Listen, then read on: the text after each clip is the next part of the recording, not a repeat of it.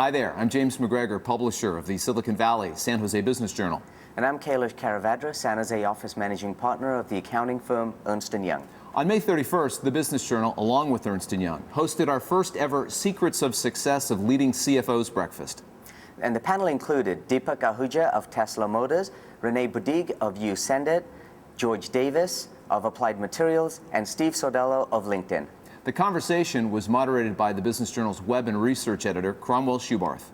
On behalf of Ernst & Young, it is a real pleasure to partner with Silicon Valley San Jose Business Journal to support the growth and success of technology companies in the Bay Area. We hope you enjoyed the video, and if you have any questions, please let me know at jmacgregor@bizjournals.com. I'd like to start out by giving our audience some background on what helped to shape each of your careers. I'd like to know what inspired you to pursue a career in corporate finance, and how did you land in your current position? Steve, I'd like to ask you first. Okay, so for me, it was a little bit random. I actually basically followed my brother. He was 3 years ahead of me, also a Santa Clara alumni, star accounting student.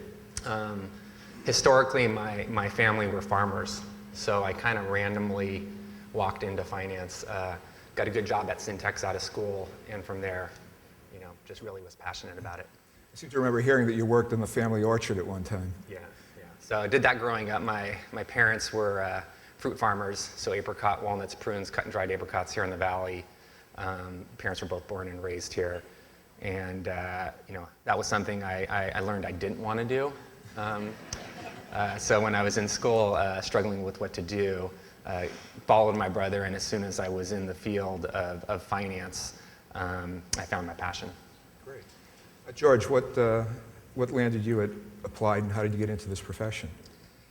Well, I'll start with the profession. For me, I didn't know when I was in college whether I wanted to be a lawyer or finance. I knew I kind of found both subjects interesting, and but I was surrounded by people, and then as I started right out of college, I spent a lot of time getting to know people who were lawyers and people who were in finance, and it seemed to me that the people in finance were more involved in the way the business was run and how decisions got made, and I loved inherently the theory of finance, just the mechanics of finance, and so I gravitated that way. And then fortunately I was surrounded by people who really had a grasp of the subject and got me even more excited. So for me, it was just finding something that kept me motivated and turned on, because as you know, when you get started, it's hard work, so you might as well be doing something that you love. And how did you wind up at Applied? Applied, I was with Atlantic Richfield for almost 20 years in the oil and gas business, and when BP acquired Applied, or Arco, I had to decide, was I going to stay in the oil industry? And I was living in England at the time and decided to come back. I wanted to come back to the States, and there was so much going on in the Valley that was very exciting, and Applied was this great company with leadership across a number of markets, and fortunately they were looking for a treasurer, and so we just came together that way. Great. Renee, how about you? Well, I didn't start out wanting to be in finance. I actually went to college thinking I was going to be a doctor. But Chem 1B at Cal just, made me change my mind. So I took an accounting class and found that it was interesting and came somewhat easy. So that's sort of why I pursued accounting. Went through public accounting, which was a great opportunity to see a number of different industries and work with a lot of people, and sort of understand more from the top down that it's not sort of the debits and the credits, but it's a story that the numbers tell, which was something that I took into investor relations, which, as you guys know, you have to be able to talk about a business, but understand how the work and what the business does, how that ends up in a set of financials. So that's always been interesting to me, and something that, for whatever reason, it works for me. So. Deepak, tell us about your early start in finance. Sure. I started as an engineer and came to the US to get an advanced degree in engineering and worked as an engineer for several years. but realized that I enjoyed the operations and business side as much, and just sort of one thing led to another, and got into Ford, and my whole goal was to be in an engineering and a manufacturing-centric company. And over time, just led to the right opportunities. I certainly wouldn't have dreamt even 15 years ago that I would be a CFO. So. And I understand that you were recruited by Tesla when you were working for Ford, is that right? Yes, I was. Tesla had been looking for a CFO for a while, and Tesla happens to be a terrific blend of, I'd say, Silicon Valley skill sets as well as automotive. And the company felt that for the CFO position, it made more sense to get someone with automotive background, and worked out to be a great fit. Do you have a mentor who was instrumental in getting you into finance or inspired you towards your success?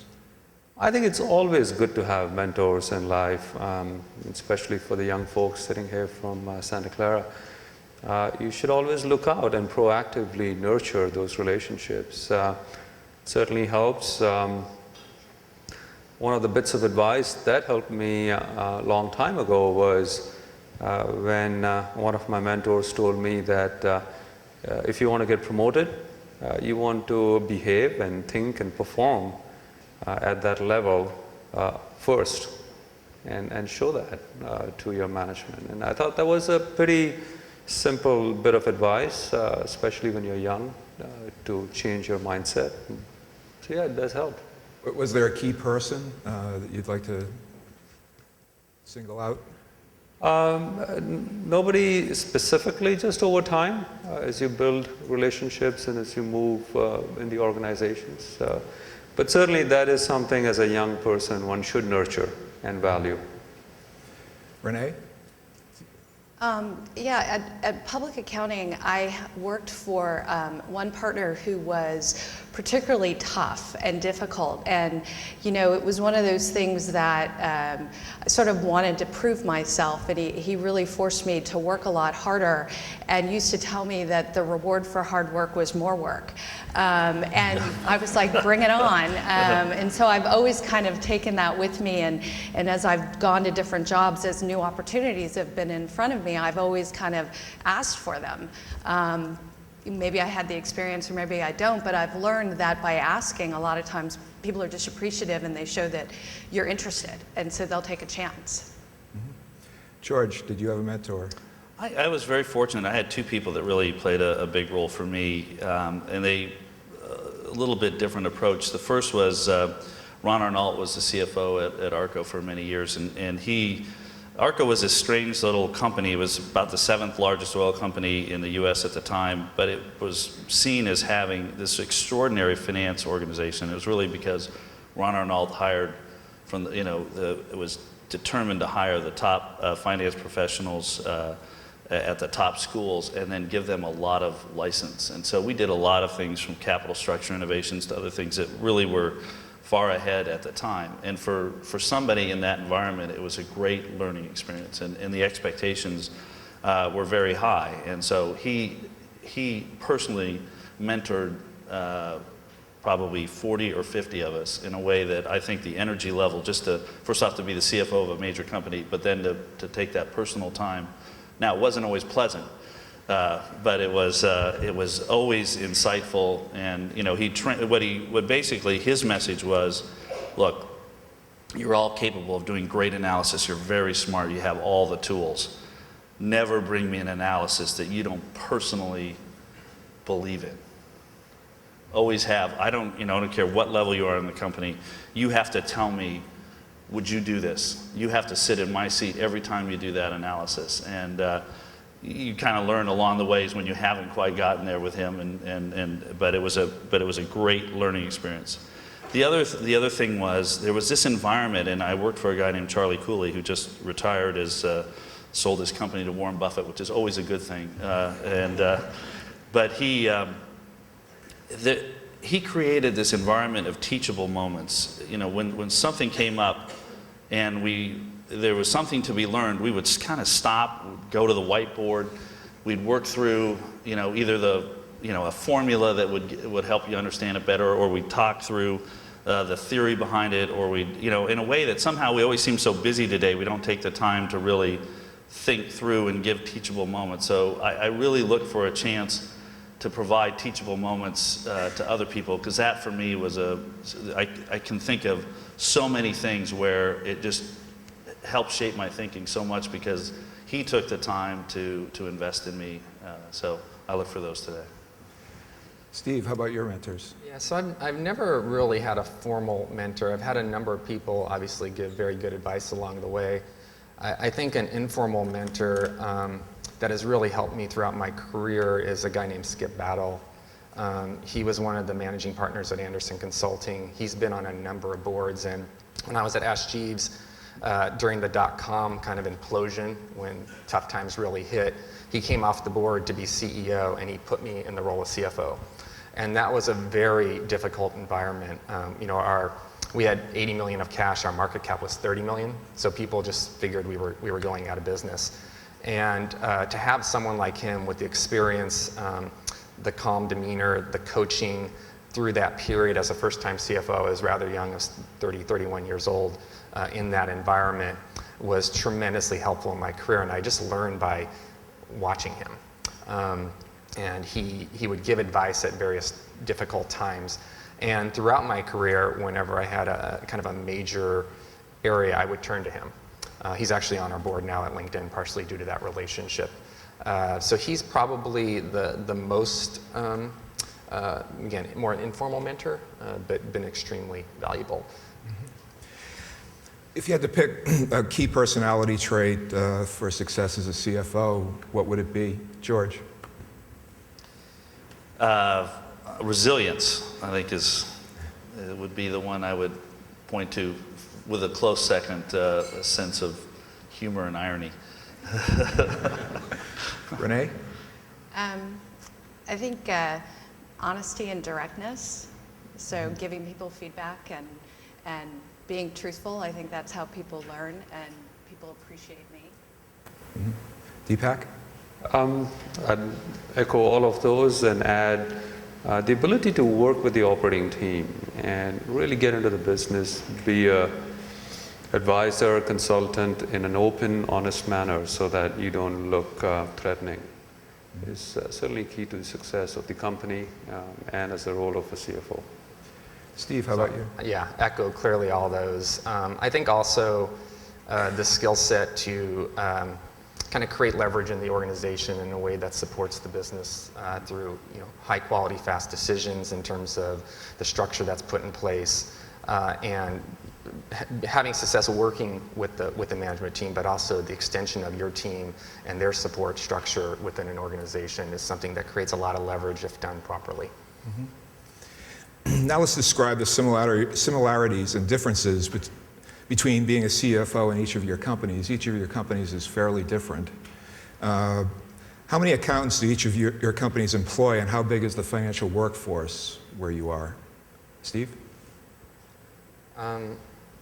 So I don't know exactly how many accountants. I think the finance part of my organization is probably around 100 people. And that includes accounting, FP&A, treasury, tax, IR, international. We're in Europe, Asia, South America, North America. We have finance operations. So I would say it's about that size. And then I also have some other functions that report to me as well. Around 100. 100 for the finance piece. Okay. And then I have a business operations team, facilities team, a few others. Deepak? The finance team at Tesla is relatively small. I'd say about 35, maybe close to 40 people. And I would say on the accounting and the transactions side, probably half. And the rest would be FP&A and tax and so forth. Renee?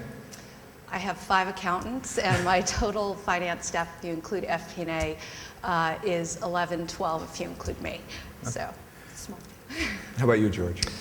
Well, we have 600 regular full-time finance employees, about half of which are accountants.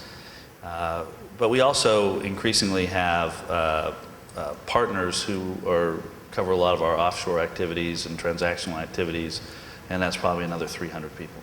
Okay. Steve, revenue at LinkedIn has been doubling, heading towards the company's first $1 billion year, yet investors have given your company a market cap of around $10 billion. How do you balance the pressure to grow the business to investor expectations against the need for fiscal controls? So I think the number one priority we have, we're fortunate that we have large opportunities, and the number one priority is seizing those opportunities in the right way. And so I think while financial controls are clearly important, most of the focus actually goes around prioritization and resource optimization in an environment like we are in, where the biggest mistake we can make is not seizing that opportunity in the appropriate way. And so relative to investors, we've been very clear ever since the IPO that we have a very long-term focus in mind, and really had sold hard the idea that don't expect margin expansion. We're going to continuously invest in this business to grow it with a member's first priority, because at the end of the day, the reason these monetization engines work so well is because we have a vibrant platform of members using the site. And that message has been clearly delivered to the investment community. And so we try to balance it in a way where we clearly articulate what the goals are so that they can understand how to measure us, what to expect from us, but in the context of a long-term plan. And on the roadshow, it was really interesting actually. We were actually interviewing them as much as they were interviewing us in terms of the type of investor we would want. And if you started to get questions around next quarter's margins, that was clearly not the type of investor that would get allocated shares in terms of the process. So we've tried to keep that relationship consistent with the street, and most of our focus obviously is internally focused on achieving those opportunities. How important is innovation in the finance side of the business? I know innovation is very important at this stage of the company. It is. I think part of what we look for at LinkedIn, part of aligns with the philosophy of LinkedIn, the site, is being able to transform whatever role you're in. Transform yourself at a company, leave a company better than you are, continue to grow within a company. And that's the expectation of all of our employees. And I think, so when you look at everyone from an AP clerk to a controller, is how do you take what you do and make it better, make it more efficient, make it more productive? How do you spend more of your time on value-added areas as opposed to transactional reconciliation type of work? And that's the focus of the finance team. And we're continuing to grow, we're continuing to scale. You mentioned we have 100 people. Most of those people are newer. We went through a few years of very, very lean finance operations, and now we're just trying to scale it with the right talent and team. Okay. George, your company's business is more established than the others here, and as you told me earlier, that's kind of an unusual situation to be on a panel where Applied is the established company. I feel like the grandpa of the group here. Your annual revenue rose about 10% in the last fiscal year to about $10 billion. What would you say your top priority is compared to those of the earlier stage high-growth CFOs that we have on the panel? Sure. From a company standpoint, we struggle with a lot of the same things that companies of our size struggle with. One is, where's the next level of growth going to come from? And we have, we've been fortunate to establish great positions in a number of markets that are large markets. What's the next market? How do you even further improve within your existing market? A lot of attention to those kinds of questions. And that's very different from the 80s and really in the 90s, where it was how do you keep up with the incredible growth and how do you make sure that you're positioned to take advantage of the next element? So some of the challenge is also managing the mindset of people that grew up in one environment and trying to become more effective in a new environment. So that's probably from the company standpoint the biggest challenge. I think for the finance organization, the biggest challenge is to move from, we've got a great control and global reporting capability, and there's a lot of complexity to the business, so that's important, but it's really how do you become a better and better business partner as the business challenges become greater, as the commercial elements are more important. Do you have the skill sets and the teams with your business, with the operations side, so that you can support their decision making in a way that gets to greater and greater success. Deepak, Tesla's got a market cap of around $3 billion and is in the midst of transition from the original Roadster to the newer cars that are coming next month, I'm told. So your revenues slowed and your losses have more than doubled during that period. How do you manage that bridge between what Tesla was and what it's becoming? Yeah, well, the Roadster has been a very successful product for Tesla, both from a technology point of view and commercially. It's helped us become a global company. We're selling Roadsters in 30 countries, and our customers have driven about 21 million miles. So it's really established a terrific foundation for the next product, which is technologically even more advanced. And it's a natural cycle in any technology company to go to the next product and continue to have that edge. So we're really excited about it. I think we, from the very beginning, starting with our IPO, set expectations with our investors that this is the strategy of Tesla and to expect that transition in 2012. Our investors have been, I would say, very forward-looking and long-term thinkers about that and have accepted that we will go through this transition phase. And the key has been that we've continued to deliver on all the milestones that we said we would for the Model S. It's going to be a very exciting period for us next month when we start delivering the cars, and it's a historic moment in many ways. The Fremont factory we have is, as I was sharing, very highly vertically integrated. We have literally aluminum coil coming in from one end, and the Model S rolls out the other end. So we're really excited about that. Now, are you managing the product mix to, from what I understand, the higher end sedans will be the first ones off the line? Yeah, again, well, the Roadster base price was $110,000, and a fully loaded Roadster could go for $140,000. The Model S starts at a much lower price.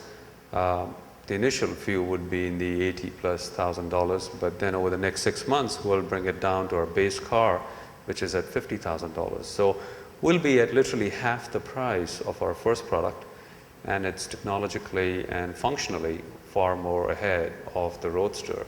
So it's the traditional or the typical technology curve you expect to see, that you come up with higher value products at a lower price. Mm-hmm.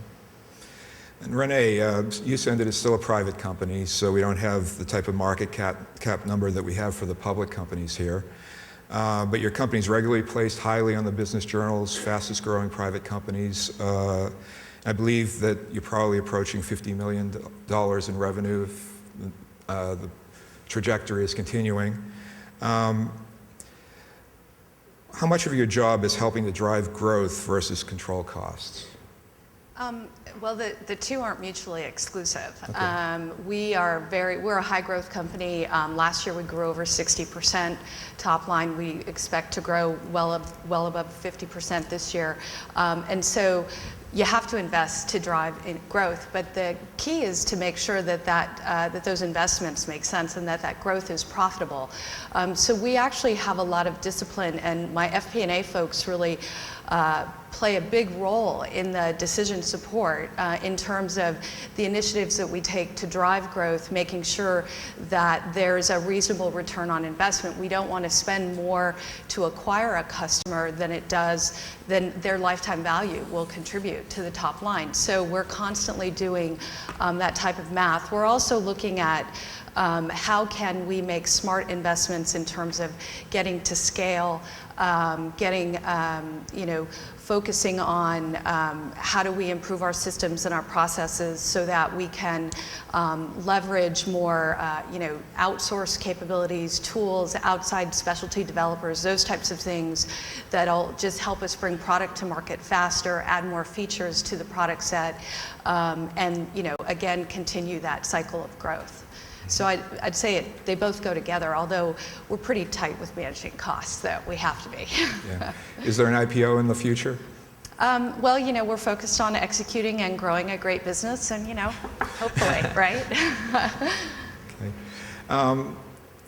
George, how much of your job would you say is allocated to the different parts of being a CFO, strategy, risk management, so forth? You know, I think increasingly the strategy and the business operations side is a big focus, and I am very fortunate to have an extraordinarily strong team. So the backbone of finance is very well covered. So I would say strategy, but I would also add people. I mean, the acquisition of talent, making sure that the young talent is getting challenged properly in the company, the right kinds of experiences, that's a big part of it as well. Mm-hmm. How about you, Steve? Yeah, I mean, for me, it's been changing. It's actually a growth area for me. I'm typically the type of person that dives in much more deeply, and as we've scaled the company and didn't have the resources that we do, I was much more involved in various areas. More recently, it's a little bit what George is talking about. I've been building a team around and spending more time there and at the higher level, strategy level, working with the management team. I will say I still have my core background is FP&A, and so if there's one area that I dive deeply into, it's FP&A, and it comes down to the kind of business decisions and the support structure and the forecasting, where it's just I like being involved in that heavily. So that's the one area that I'm still deeply involved in. Mm-hmm. Deepak. Well, Tesla is growing really fast. We hope to grow by 300% this year. We'll see another 200 to 300% growth next year. And that comes with its interesting set of challenges, good ones. And my focus is a lot more operational. I spend a lot of time looking across the organization into areas where we are perhaps not building skill sets and expertise as fast as we should be, identifying those issues and working on those. So a lot of personnel as well as organizational issues.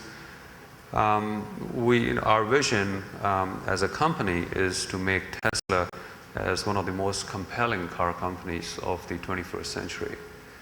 Now that's a big vision to have for a small company, but it's a huge driver for all the decisions we make. And every aspect of the company that needs to move up to that scale and size and capability. So a lot of my time spent on that, as well as focusing on improving the operating margin of the company while we're growing. Mm-hmm. Renee, how do you handle the balance? So I think like my colleagues up here, I have a good strong team behind me that focus on the day-to-day. So I spend most of my time on operational issues, and also as a private company, I spend an inordinate amount of my time talking with bankers and prospective investors, those types of things.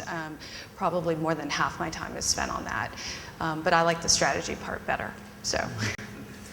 That leads into, we have a number of service providers in the audience today. How involved are you in working with service providers, and what types do you get involved with? We're a SaaS company, so we love SaaS tools. So most of our service providers, at least from an infrastructure perspective, are SaaS oriented. And I typically get involved at the contract negotiation stage, and then also spend a lot of time with bankers. Some of my service providers are in the audience, and I love them. But I find that I have brought good service providers along with me from company to company, that they're people I trust and rely on. Mm-hmm. How about you, George? I mean, we have a lot of service providers that we work with, and we, that are true partners in the business. And for me, what has always worked best with a service provider is for that provider to get to know the company well enough that you can find the access point where you can add the most value. We get a lot of inquiries where it's just, we do this. And then it's with the expectation that we have to go find out where that fits within our company. And and we're a complex company. Which means we have a lot of opportunity, but at the same time, it requires a lot of upfront work if you're going to kind of get through the gates, as it were. And a model and we've got, like I say, a lot of good partners, but it's a bit of a torturous path to get there. So. Mm-hmm. Steve, how involved are you with the service providers? Have been in the past, more so than today. Now it's my team that more directly interacts with the service providers. I mean, clearly, audit. We have M&A work when we do acquisitions, internal audit and SOX. There's a team there helping. The one service that we don't typically use is recruiters because of the tools that we provide to internal staffing groups. So that's one area that we don't. It'd be a great ad, though, to be the recruiter for LinkedIn. That would be so not as much on a day-to-day basis. Okay. Deepak. Yeah, it's a combination, and clearly our use of service providers has changed over time as we have evolved. The general preference at Tesla is to try and do as much as we can do ourselves in-house. Having said that, there are many elements where you need good service providers. And for that, we have tried to limit ourselves to a few key partners that we have developed a relationship with over time, just because it does take a lot of time to nurture a relationship and to establish a new provider in the business. Mm-hmm. What would you say that the biggest challenge your company faces going forward in the next 2 years is, Deepak? I think you'll probably hear a different answer from each one. I mean, you can clearly get caught up in the macroeconomic issues and what impact that has to the business. But sort of with a very narrow focus at Tesla, we are much more internally directed at our technology and our capability to grow fast. And so I think for us, it's the continued growth and doing things in a very cost-efficient manner, because our competitors are the giants in the automotive industry, and many of them have more cash on their balance sheet than our entire market cap. So how are we going to grow and become a big player in a very smart manner? Mm-hmm. What about you, Renee? What are the challenges in the coming years? I think for us, like with Deepak, it's growth and managing the growth, and particularly for us, it's hiring, right? Finding the right talent, and particularly in this market, we're primarily here in Silicon Valley, and access to talent, particularly engineering talent, is very competitive right now, and that's important for our growth, because the market we're in is a very competitive market, and being able to deliver product and get through the innovation cycle quickly is really important for us. Mm-hmm. George? Well, we have the kind of problems you like to have. You've got the whole push around mobility is really driving our customers to invest in capacity. You've got 700 million smartphones that are going to be purchased this year, and they'll grow probably another 150 or 200 million next year. Tablets, they'll sell 100 million tablets this year. So we make both the equipment for the chips that go into these products, but also the displays.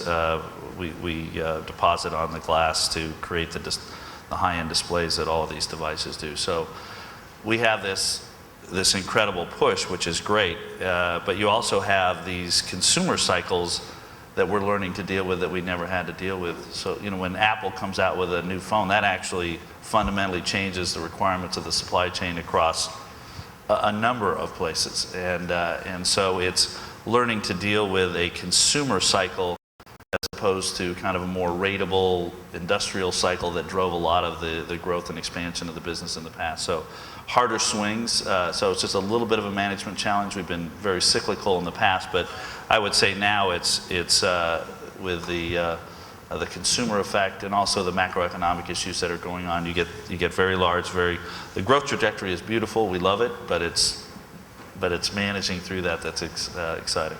What about the solar side of the business? On the solar end, we went last year. We had what we call 2 years in one. We sold $2 billion worth of solar equipment, actually largely to China.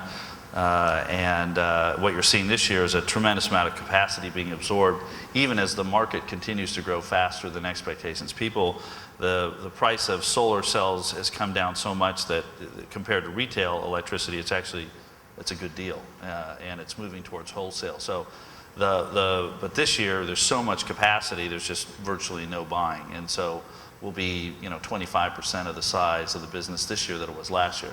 Now, fortunately, the end market continues to grow. We look forward to that picking up over time. But that's the kind of environment you have to be able to deal with. Steve, the challenges for LinkedIn? So for us, I mean, clearly it's a very competitive environment. That being said, I think for us it's very similar. It's execution around scaling this company as we continue to grow rapidly. One of the challenges that many companies had, and typically when you're in a very robust environment, there's a lot of opportunities. One of the biggest challenges is, as I was mentioning, focusing on the right things. And over the time, we've had instances where we tried to do too many things, and you end up doing them at 20% level as opposed to doing fewer things at the right level. And I think that's going to be critical for us going forward. As I mentioned, we're expanding very rapidly. Our headcount has been growing over 100% the last 2 years, which has challenges on the recruiting front as well. And managing that growth on a global basis, I think a lot of it comes down to focus and execution for us.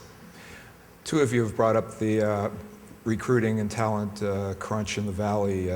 We hear a lot about that. How are you dealing with that at LinkedIn? So we've been dealing with that for the last few years. Particularly in our space, there's a subset of companies that will be very aggressive, Facebook, Twitter, Zynga of the worlds, and kind of competing for similar talent relative to specific types of engineering talent in particular.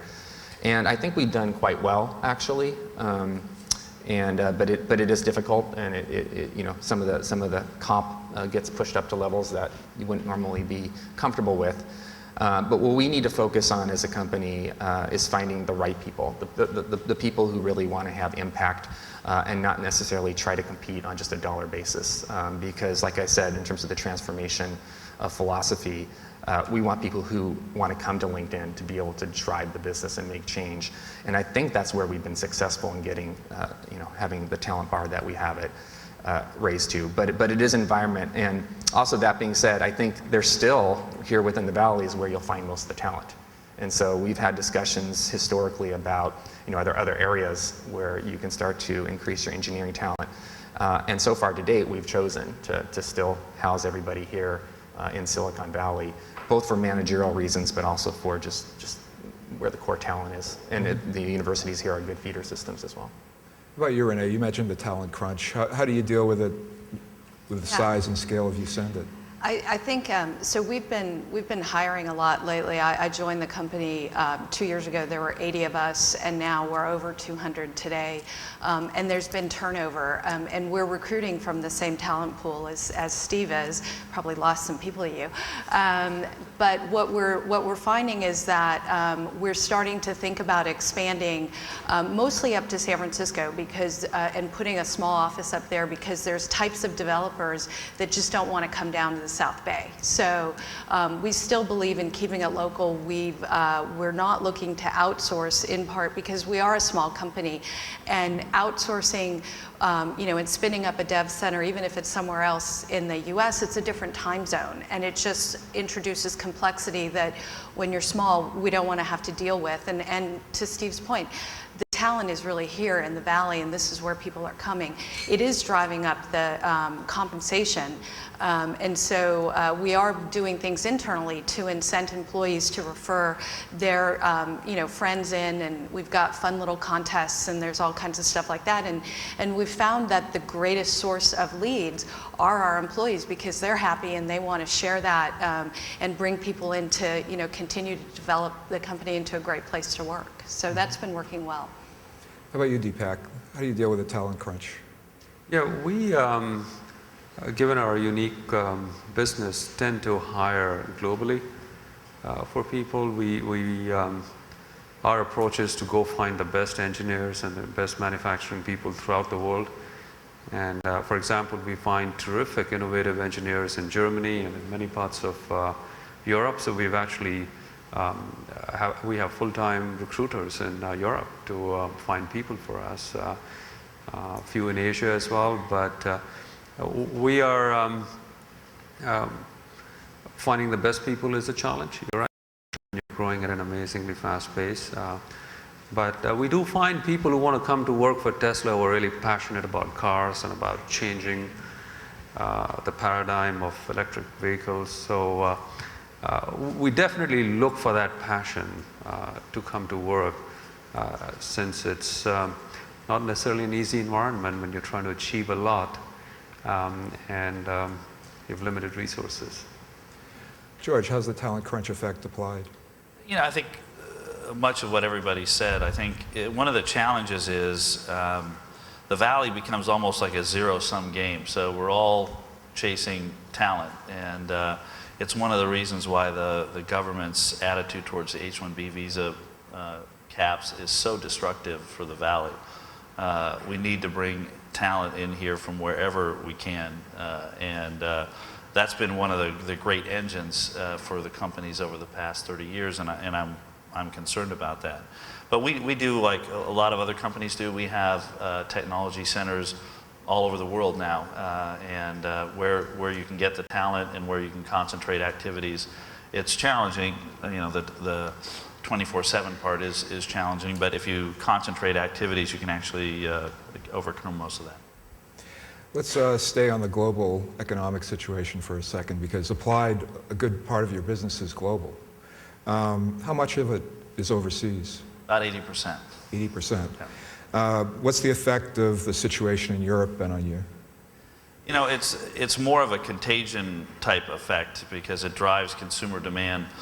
Much of our sales are actually in Asia, so I would say 70% of our sales are into Asia, but they're into great customers like Samsung, TSMC, that are serving worldwide consumers, either through providing chips to end users or actually making devices and selling them directly.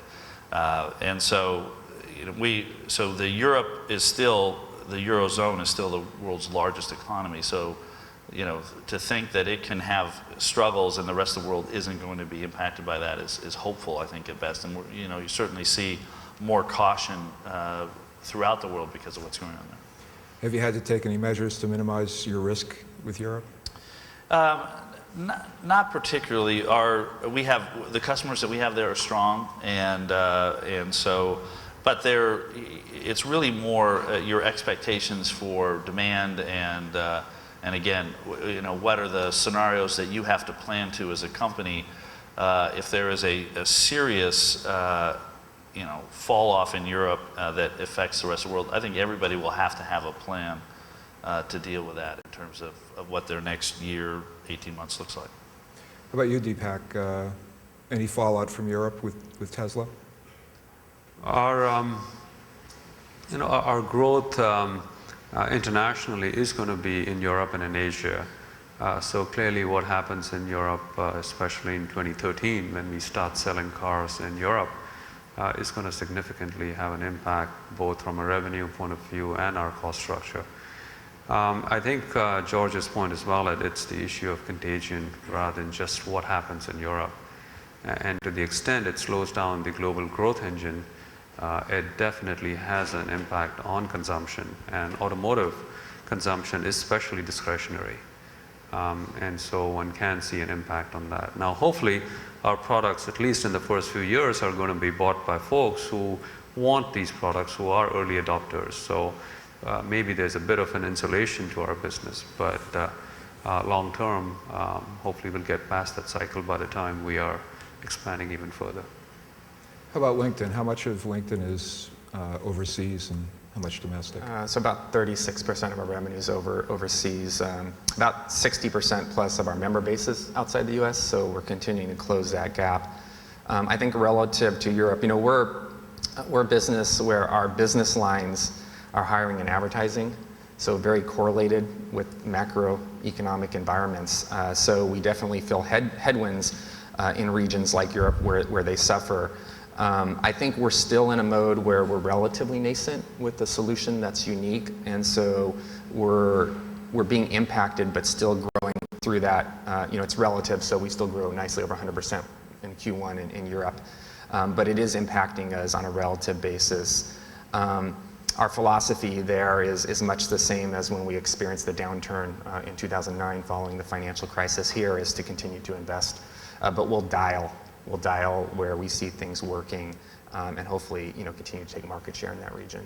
Does economic instability make people more likely to turn to LinkedIn? Yeah, I mean, from a member value proposition perspective, there is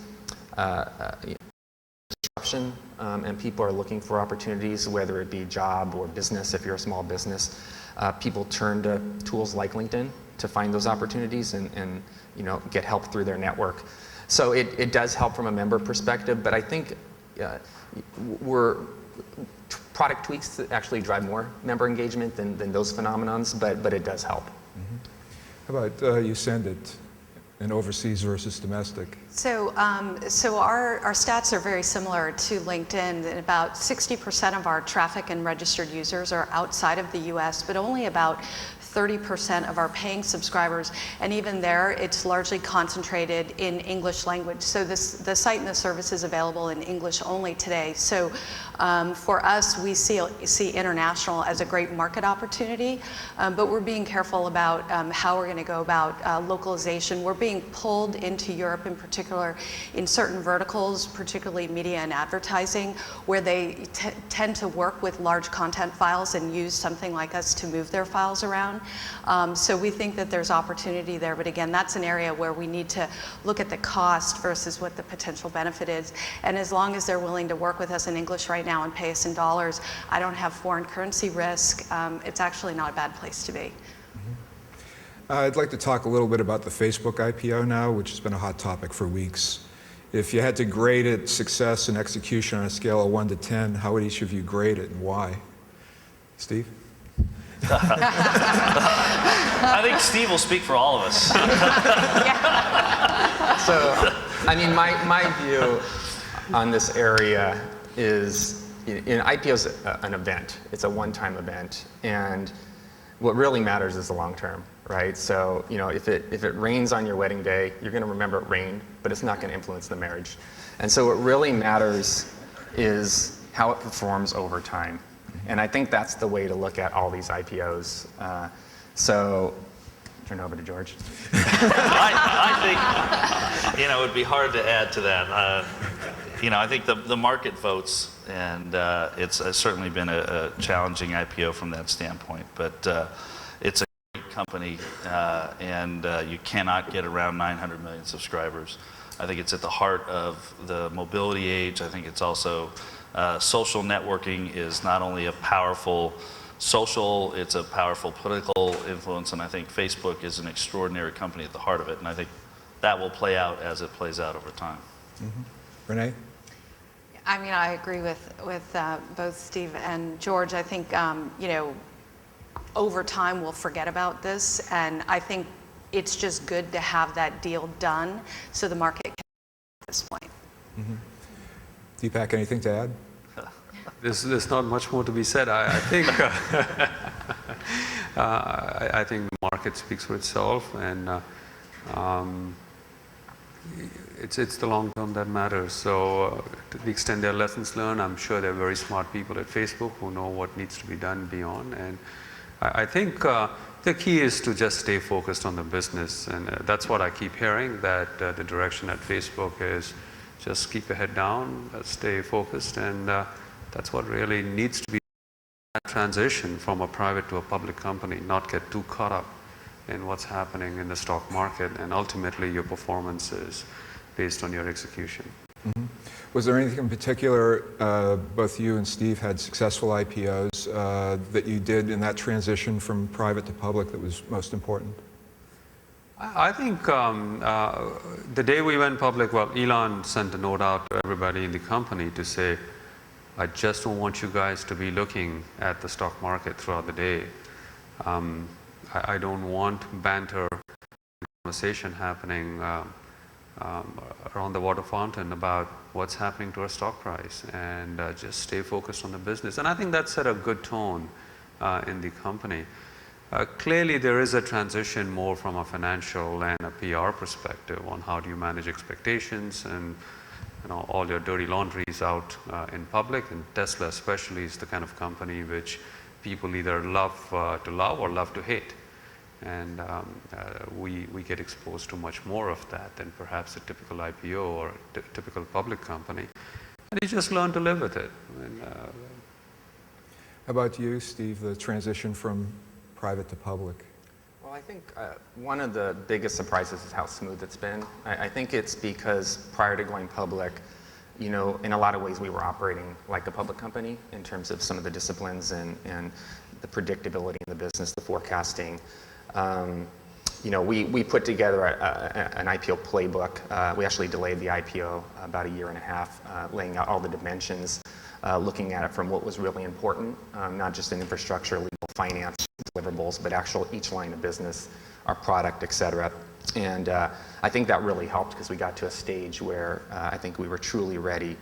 And so the biggest surprise is it has not changed how we're operating. And you know, we kind of have a motto internally. It comes from the Duke basketball coach, where whenever there's a play, whether it's a slam dunk successful or a turnover, he yells out "next play" to get the player in mind. Okay, move to the next thing.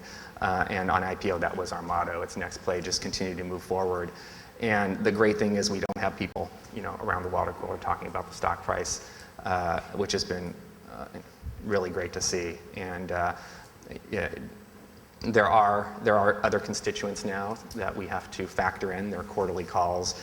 You know, frankly, I try not to spend that much time with the investment community, just the key investors, and most of my time is still very operational within the company, and that's just the focus we have as a company. But you know, there are other constituents now that we have to give time to, so there is that factor. It seems most of the attention from the roadshow part of Facebook was on Mark wearing a hoodie. Is there anything that you remember from your experience on the roadshow part of the IPO? Any story or anything particular? It was nothing really stood out. I mean, there's some internal funny instances that I won't get into, but Oh, come on. just it was exhausting. It was an exhausting experience. It was a great experience. You know, I mentioned the process we went through. We had in these IPOs, everybody has different objectives, right? And that's why when you compare IPOs, teams will have different objectives. Was initially minimal dilution. Locking in the right set of investors to start to sell the story in a way that builds a base over time of high quality investors, and we took the approach, and it was actually a very smooth process, fortunately for us. Do you remember anything from the roadshow? You know, for us, it was our first chance to really sit down face to face with investors, institutional investors, I mean, rather than private equity investors. And I think it was a very good exchange of views, especially we were a story stock. We didn't have quarterly growth of profitability and revenue to share and focus on those metrics. And it helped us in many ways select the kind of investors we want with a more long-term focus. Hopefully we made some right decisions there. It's just an event, and really you've got to move on from it quickly and focus on the business. Mm-hmm. The fact that Zuckerberg largely retained voting control of Facebook has also drawn a lot of attention. What do you think about that situation, Steve? You know, this is a hotly debated topic, and there's certain types of companies I think where the management believes that that's in the shareholder interest. You know, LinkedIn has a dual class structure as well. I think it's a little bit different than what Facebook has, pretty intensively within the board. And it comes down to what do you think is the right thing for long-term shareholder value creation? We have a founder situation, Reid Hoffman, who is chairman of the board, not actively involved on a day-to-day basis in the company, who wants to run the company a certain way on a long-term basis. And the belief is that there are certain times whims of the market where it could force you to perhaps do the wrong thing for the member in a short-term basis. And I don't know if there's a right or wrong to this question. I have a mixed views on it. But I think it's company independent and it's situational in terms of the specific and it's typically a founder where it happens. And you gotta align the right long-term shareholder value proposition. So that's the most important thing. And for us, it's one of the things where investors know going in that this is how we want to run the company, this is how the structure is, and I don't think we experienced a discount for that because of the dynamics we have in our particular situation. But it's one of these topics that's going to be debated. Deepak, thoughts on the dual class question? Yeah, I think it is very company specific. We don't have that structure at Tesla. However, Elon, who's our CEO and chairman, is the single biggest investor in the company. He's put his own personal money, and he has pulled Tesla out from some really difficult times in the past, especially after the 2008 when liquidity was a challenge and Tesla went through its own challenges raising funds. And Elon continued to come to the rescue by putting his own personal money in the company. So in that case, it made completely natural sense for him to be the CEO and chairman and have a fairly strong say in the direction of the company. And so I think it makes sense from where we are. George, any thoughts on the dual class structure? Yeah, I guess I probably err on the side of, the public markets are it's an important institution, and I think trying to decide, between who gets to play by a certain set of rules and who gets to play by another set of rules, I think is challenging. I think if you want to be in the public markets, that there's some pretty fundamental principles about ownership and voting rights that I think go with that. So I would probably err on the side of being against it, but on the other hand, I think in many of these cases, investors get to decide because they understand the structure, whether they support that or they don't. So I think the transparency is fine.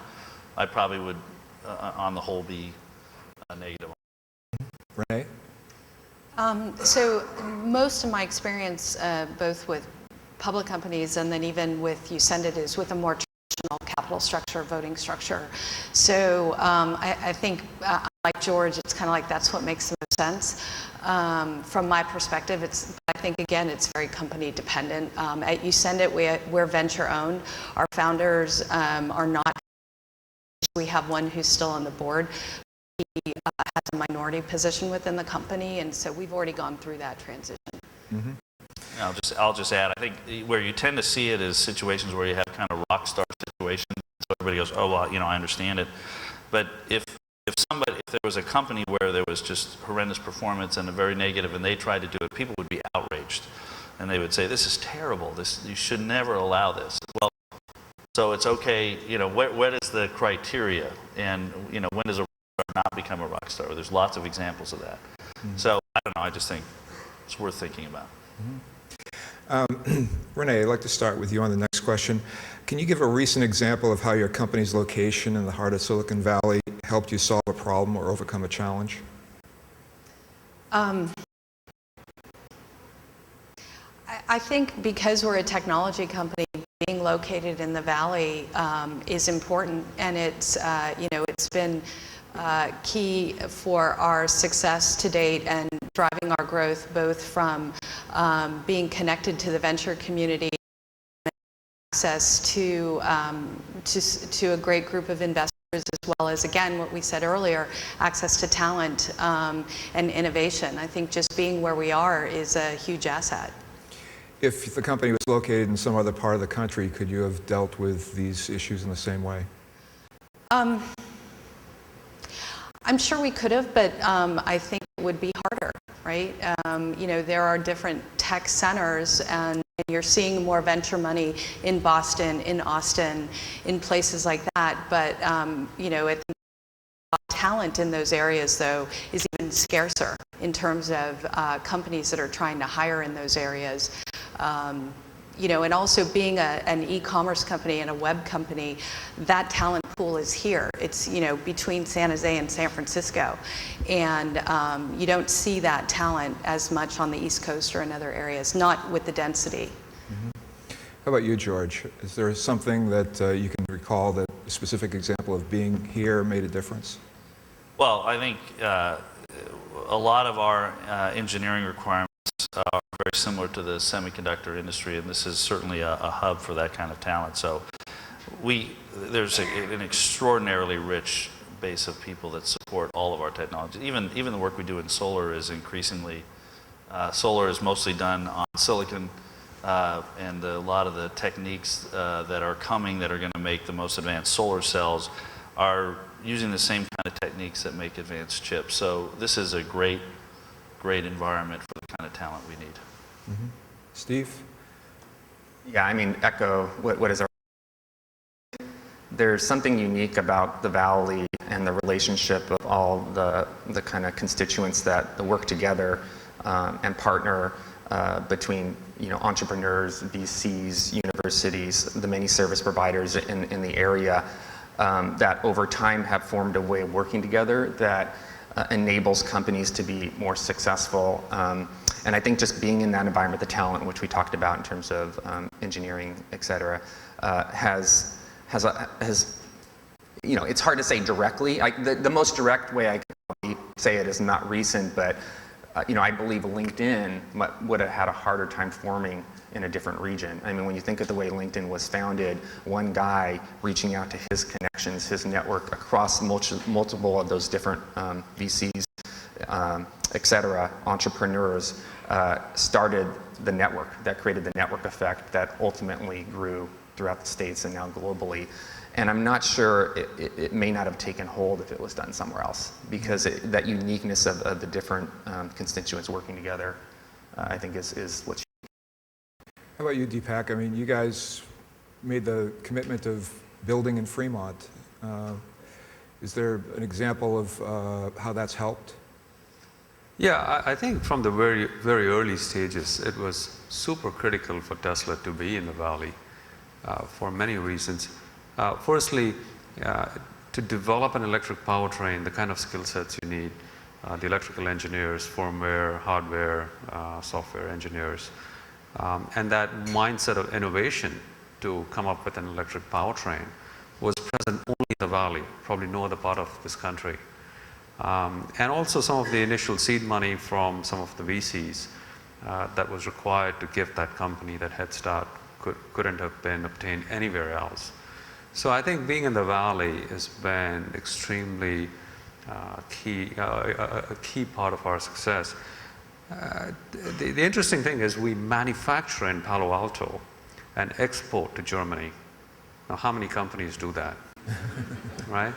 And that's because the value add from technology is far more than labor. And that becomes the driving force for still getting revenue and a margin. And I think for us to be in Fremont with our manufacturing factory has been a huge element of our success. We always get asked, does it make sense for you to manufacture cars in California? Why not Asia or some other part of the US or Mexico? But again, for us, being so close to our engineering teams has significantly reduced the feedback loop of innovation between our engineering and manufacturing folks. And I think we've been very fortuitous to have a factory right next to our engineering team. It's been great to be in California. A question to the group. Has the state of California's fiscal situation, the deficits and the focus on that, affected your companies in any way? George? Not really, no. Steve? No. None. No, the state is pretty, I would say, business friendly towards us by offering us incentives to be in the state here. So so far it's not affected us. I think there is a disconcerting factor, just structural issues that I think are more long-term oriented, that is more concerning than directly impacting us today in terms of the educational system, but the tax base and structure that is comparatively relative to other states, but nothing directly right now. Mm-hmm. Is there one government regulation that you could either add or remove that would significantly improve your company? Steve? Yeah, is what George said.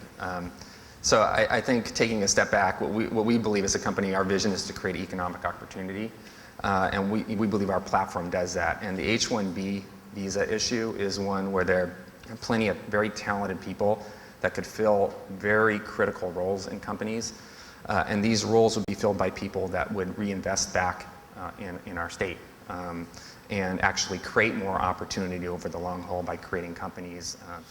And I think this is the number one issue that, from what the government could do is expanding that visa. I completely agree with what George said earlier. Would you say that's your top issue, George, or is that one? It really is, and the unfortunate part is if you look at some of the leaders that we have in this state on the federal level, they fight the immigration issue when it is so critical to the health of California over the long term. It's very tied up in the politics of immigration generally. It doesn't belong there, and so, but those are very powerful forces, and it's in many ways one of the most disappointing and short-sighted policies of our government. Renee?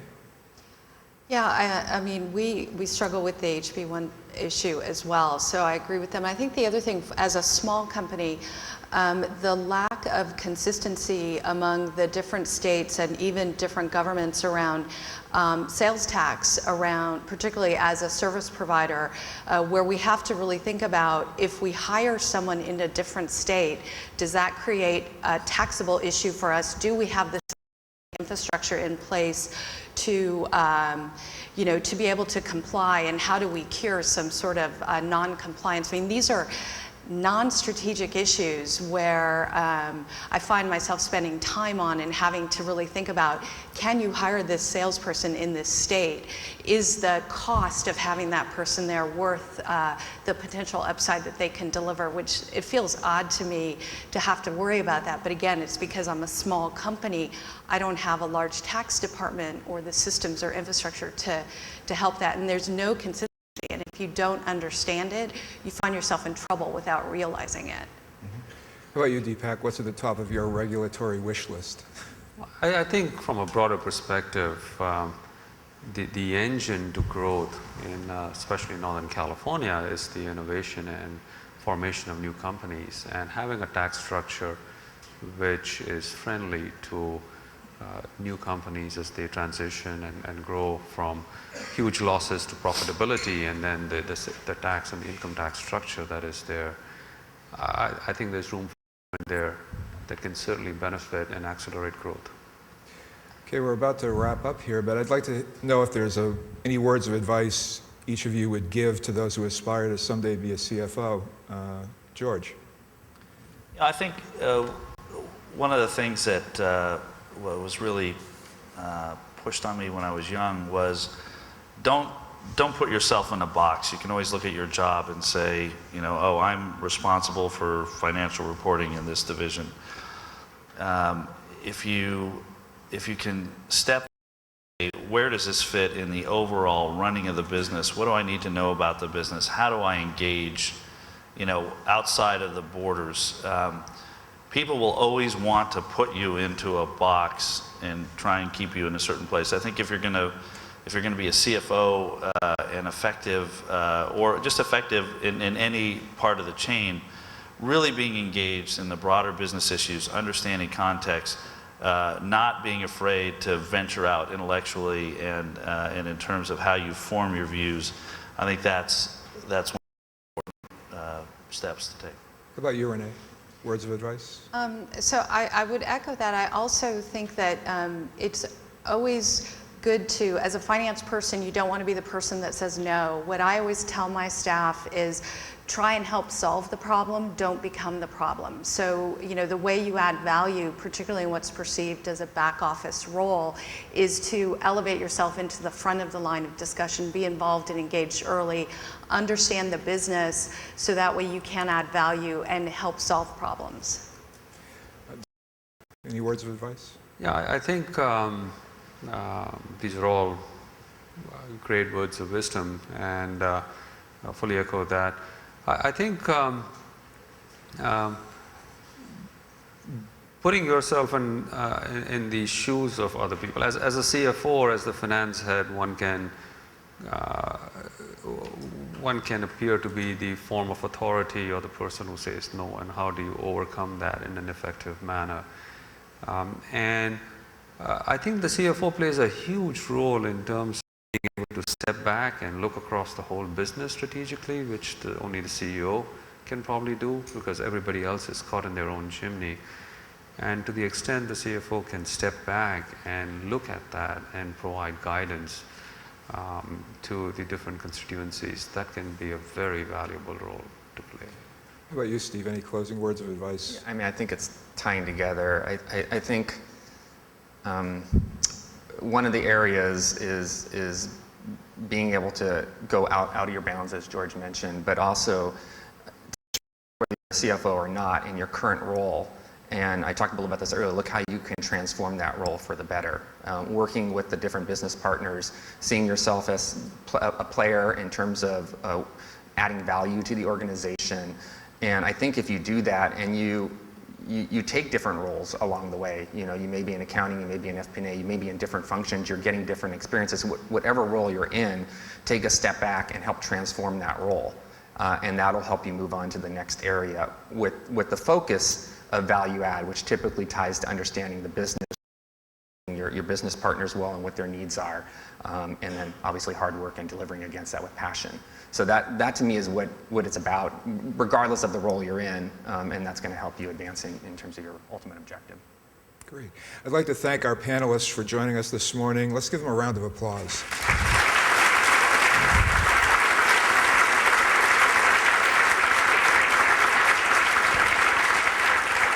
I'd also like to thank our sponsors, Ernst & Young, the Levy School of Business at Santa Clara University, and the De Winter Group. Thanks for joining us this morning.